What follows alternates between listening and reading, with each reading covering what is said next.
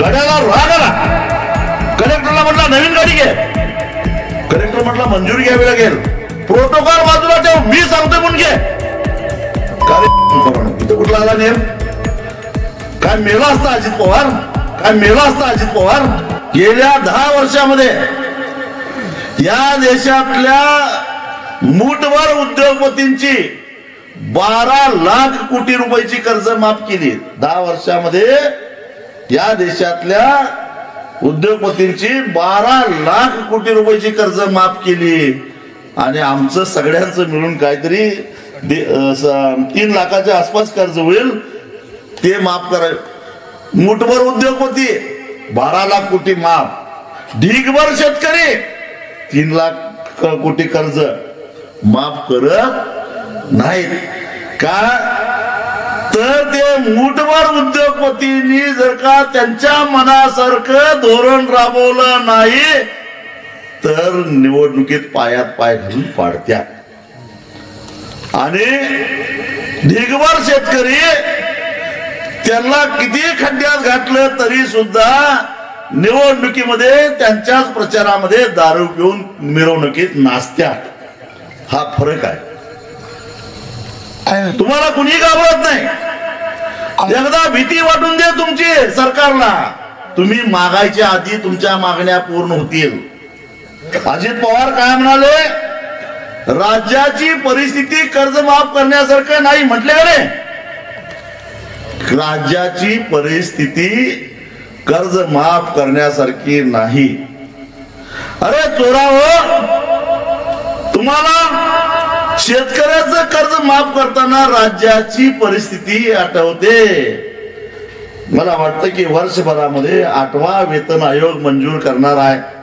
त्यावेळी राज्याची चिंता वाटत नाही तुम्हाला? आमदार खासदारांनी आपला पगार वाढवून घेतला, त्यांनी काय मोर्चे काढले होते? 25% वाढला का नाही? मग या सगळ्याचा अर्थ असा आहे की आपल्याला ते घाबरत नाहीत. भीती घालायला चालू करा, त्याशिवाय तुमचा प्रश्न सुटणार नाही. पण तुम्ही काय भीती घालायला तयारच नाही. मग आता कसं व्हावं? अजित पवारांना तुमचं कर्जाचं नाव सांगितल्या लगेच म्हणतात की राज्याची परिस्थिती नाही. परवाची गंमत सांगतो, ते कोल्हापुरातच तसं बोलले. काय राज्याची परिस्थिती नाही, 31 तारखेच्या आत कर्ज भरा. जणू काय ह्यानं कसं 70,000 कोटी आणल्यात तसं आपणही आणल्यात असं त्याला वाटतंय. त्यामुळे 4 दिवसात आपण लगेच कर्ज भरणार या भ्रमात होतं ते. आणि आपणही कुठलं तरी हात मारलेला आहे. आता अजितदादांनी सांगितलं म्हटलं तर लगेच जाऊन बँकेत भरणार असं 4 दिवस मुदत देते आपल्याला. 28 मार्चला कोल्हापूरला आणि मग 31 तारखेच्या आत कर्ज भरा, माफ होणार नाही. विमानानं आले कुठं? कोल्हापूरला. आणि तिथनं कलेक्टर ऑफिस मध्ये गेले. 16 मिनिटात गेले बरं का. किती मिनिटात? 16 मिनिटात विमानतळावरनं कलेक्टर ऑफिसला गेले. एसी बंद पडला सरकारी गाडीचा. गाड्याला राग आला, कलेक्टरला म्हटला नवीन गाडी घे, कलेक्टर म्हटला मंजुरी घ्यावी लागेल, प्रोटोकॉल बाजूला ठेव, मी सांगतोय म्हणून घे. इथं कुठला आला नेम? काय मेला असता अजित पवार? 16 मिनिटं फक्त त्यांना जर का एसी मिळाला नाही म्हणून उकाड्यानं हैराण झालेल्या माणसाला जर का नवीन गाडी घ्या म्हणून आदेश देतोय.